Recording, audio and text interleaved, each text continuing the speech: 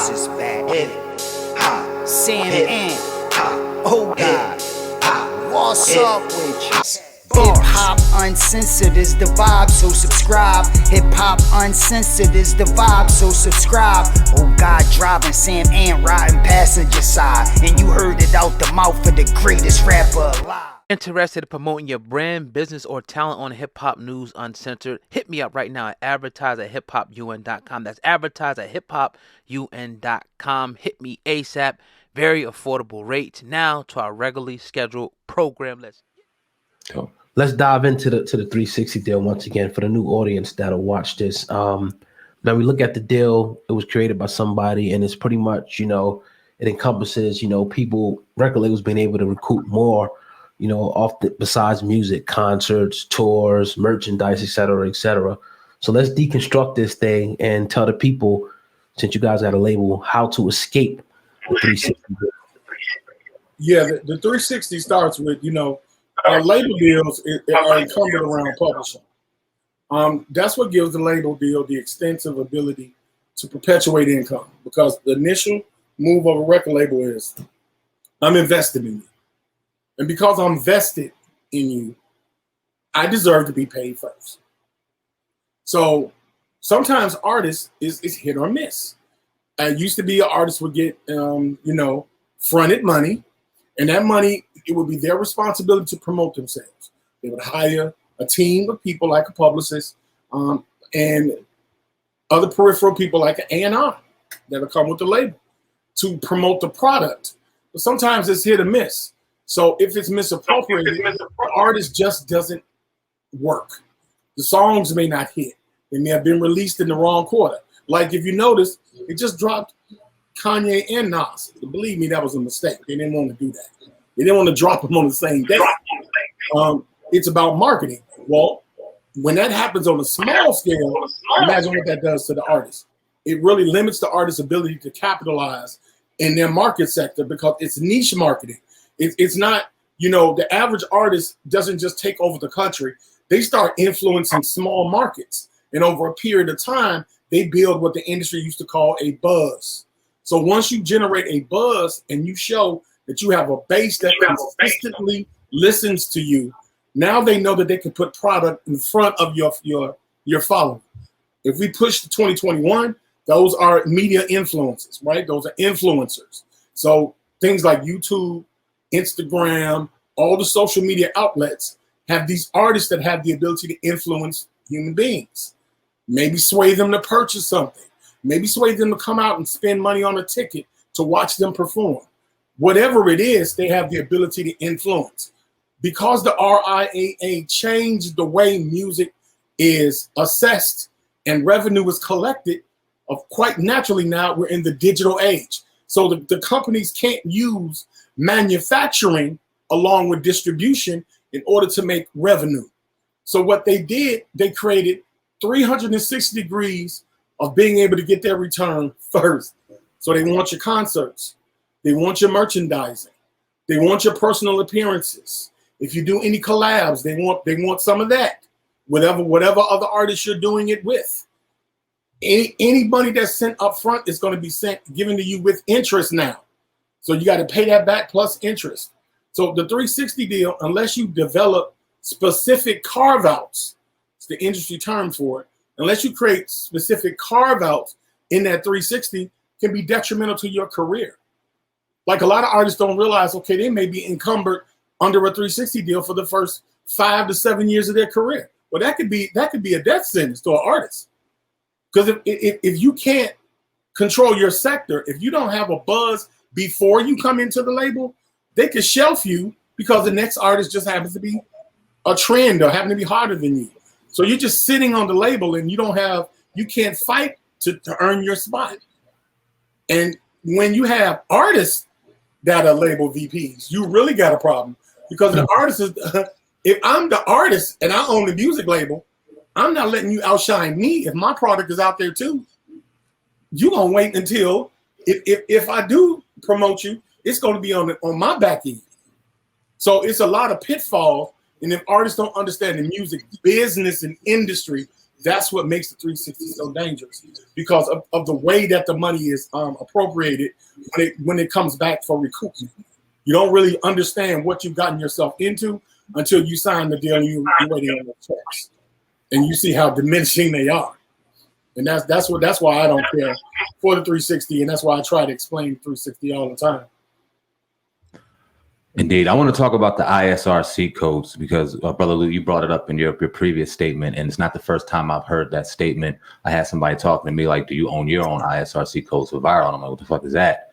And I know it's very important once the brother was breaking it down to me, but I want to ask you guys to break down what ISRC codes are for our listening public, people in the music business, why they're important, and take it one step further. People in the YouTube sector that own platform content creators such as myself and God, who own pretty prestigious platforms, is it beneficial for us to look into ISRC codes ourselves and own our own ISRC code, excuse me.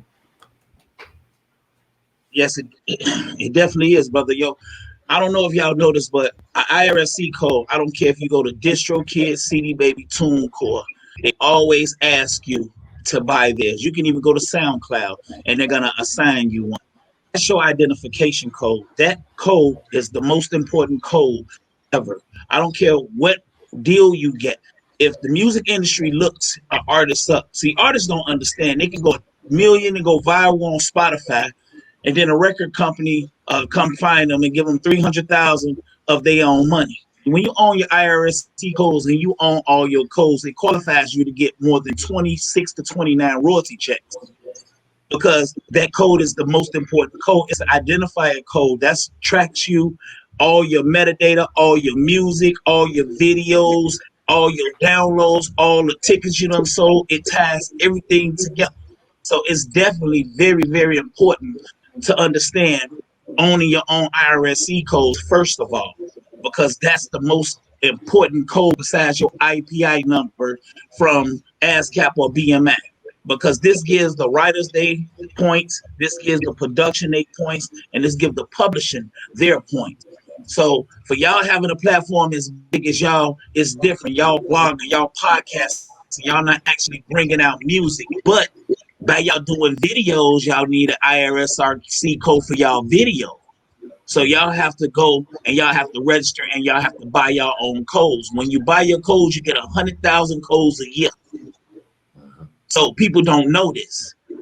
And we're going to bring out a music seminar, and we're going to teach and educate the people on how to own everything. And see, when you do this, a record company, they'll be able to tell, because once you own everything, they can't come at you with no weak ass 360 deal, because you already own everything. So they're going to have to match you dollar for dollar and come at you with a partnership deal.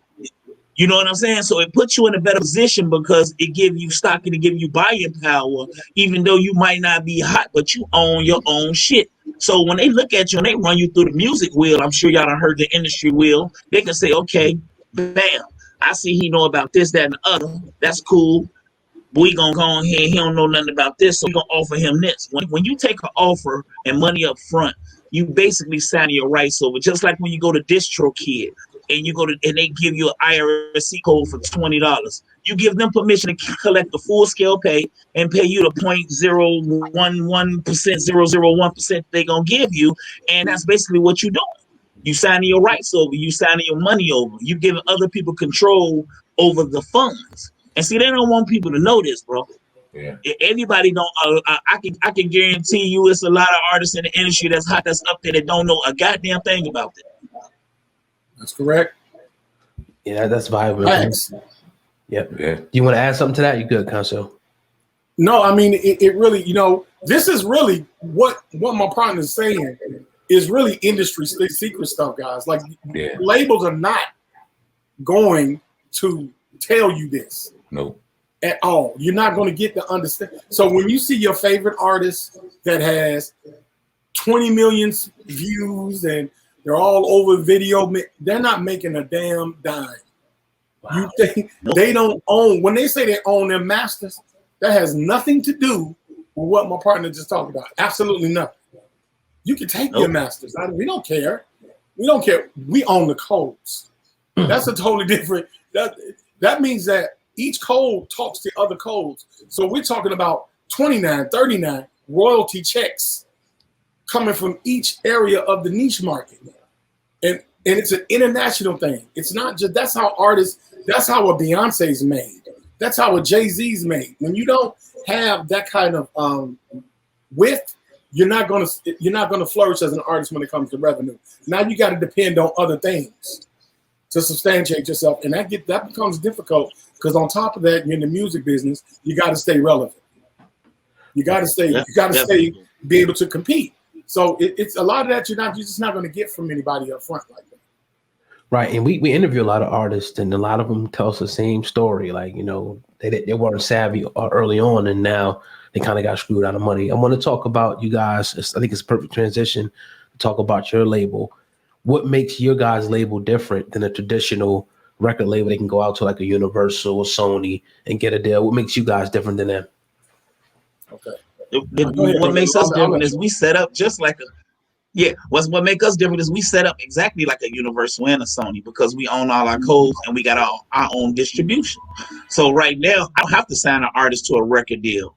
I can sign them to a publishing. I can sign them to a single. We can just do straight up business. It ain't got to be none of that because what we're going to collect on the royalty side versus what you're going to get dealing with a Universal or Sony or Def Jam or whatever, you're going to see the difference in the money. Gotcha. Definitely.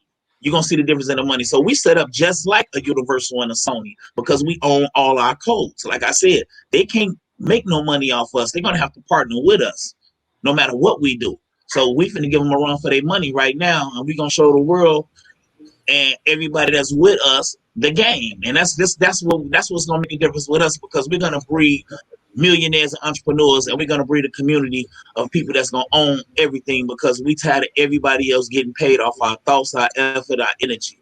It's not like that no more. It's a new day, a new game right now, and we bringing it to the world. Powerful.